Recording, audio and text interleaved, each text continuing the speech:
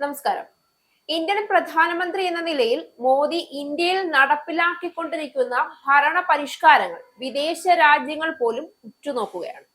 മാങ്ങയുള്ള മാവിലെ കല്ലെറിയൂ എന്നതുപോലെ ട്രംപ് പോലും മോദിയെ ലക്ഷ്യം വെച്ചുകൊണ്ട് പ്രവർത്തിക്കുന്നതിന്റെ പ്രധാന കാരണം മോദിയുടെ കഴിവ് തന്നെയാണ് എന്ന് പകൽ പോലെ വ്യക്തമാണ്.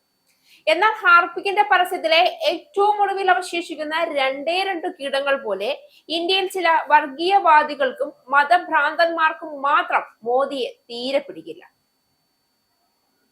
ഏത് കുടുംബത്തിലും കുലം മുടിക്കുന്ന ചില വിത്തുകൾ ഉണ്ടാകുമെന്നതുപോലെ ഇന്ത്യയിലും കൂട്ടത്തിൽ ചേർക്കാൻ കഴിയാത്ത ചിലർ നിരന്തരം മോദിയുടെ പ്രവർത്തനങ്ങളെ കണ്ണടച്ച് തെറി പറയും. കഴിഞ്ഞ ദിവസം RSSന്റെ 100ാം വാർഷികത്തോടനുബന്ധിച്ച് വർണ്ണാഭമായ പ്രവർത്തനങ്ങളാണ് ഇന്ത്യയിൽ ഉടനീളം സംഘടിപ്പിച്ചത്. സ്വന്തം അണികളോട് കൂറില്ലാത്ത നേതാവിന് എങ്ങനെയാണ് ഒരു രാജ്യത്തിലെ തന്റെ ജനങ്ങളോട് സ്നേഹവും വിശ്വാസവും ഉണ്ടാകുന്നത്? മോദിയും RSSന്റെ 100ാം വാർഷികത്തോടനുബന്ധിച്ച് ഏറ്റവും മനോഹരമായ പ്രസംഗമാണ് കാഴ്ചവെച്ചത്. എന്നാൽ അതിലെ അദ്ദേഹത്തിന്റെ വാക്കുകളിൽ നിന്ന് ശരിയും തെറ്റും ചികയുകയാണ് ഒവൈസി. ഇന്ത്യയുടെ സ്വാതന്ത്ര്യ സമരത്തിൽ RSS വഹിച്ച പങ്കിനെ കുറിച്ചുള്ള പ്രധാനമന്ത്രി നരേന്ദ്രമോദിയുടെ അവകാശവാദം തള്ളിയാണ് AIMIM പ്രസിഡന്റും ലോകസഭാ MPയുമായ അസുദ്ദീൻ ഒവൈസി രംഗത്ത് വന്നിരിക്കുന്നത്.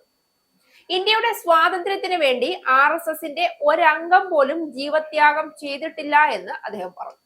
ഹൈദരാബാദിലെ ഷേഖ്പേട്ടിൽ വികസന പ്രവർത്തനങ്ങളുടെ ഉദ്ഘാടനം നിർവഹിച്ച് സംസാരിക്കുകയായിരുന്നു ഒവൈസി. സ്വാതന്ത്ര്യത്തിനുള്ള പോരാട്ടത്തിൽ RSS പങ്കെടുത്തുവെന്നാണ് പ്രധാനമന്ത്രിയുടെ അവകാശവാദം.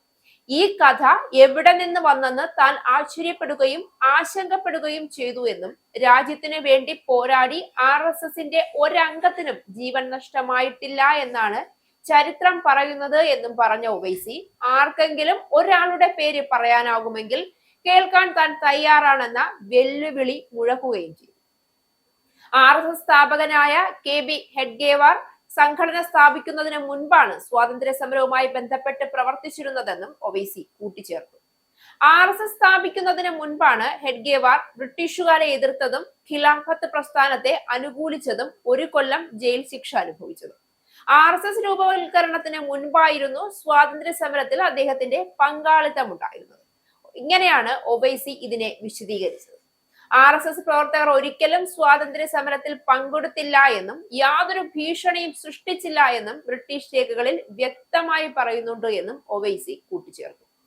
രാജ്യമാദ്യം എന്ന വിശ്വാസത്തെ മുറുകെ പിടിച്ചതിന് ബ്രിട്ടീഷുകാരിൽ നിന്നും നിസാമുമാരിൽ നിന്നും RSSന് കടുത്ത യാതനകൾ നേരിടേണ്ടി വന്നിരുന്നുവെന്ന് ബുധനാഴ്ച പ്രധാനമന്ത്രി മോദി പറഞ്ഞിരുന്നു. KB ഹെഡ്ഗേവാർ ഉൾപ്പെടെയുള്ള RSS അംഗങ്ങൾ സ്വാതന്ത്ര്യ സമരകാലത്ത് ജയിൽവാസം അനുഭവിച്ചതായും അദ്ദേഹം പറഞ്ഞു. RSS ശതാബ്ദിയുടെ ഭാഗമായി 100 രൂപ നാണയവും സ്മാരക തപാൽ സ്റ്റാമ്പും പുറത്തിറക്കുന്ന വേളയിലായിരുന്നു മോദി ഇപ്രകാരം പറഞ്ഞത്.